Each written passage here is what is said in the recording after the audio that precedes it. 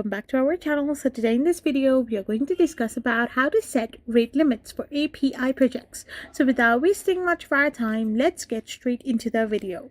So setting rate limits for your API project involves defining and enforcing restrictions on the number of requests a client can make to your API within a specific time frame. So if you're in your API, you need to simply select a gateway. This prevents abuse, ensures fair uses, and protects your infrastructure from overload if you set rate limits for your API projects. So you need to define rate limit policies like determine the scope, choose a limiting algorithm like token bucket, leaky bucket, or fixed windows. After this, you can simply set the limit based on your infrastructure capacity, expected usage pattern, and business objectives as well.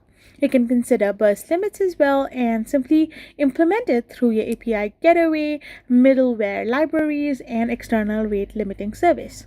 I hope you found this video helpful, so don't forget to hit that subscribe button and do give us a thumbs up. We will be back again with more informative videos. Thank you for watching and stay tuned for our next video.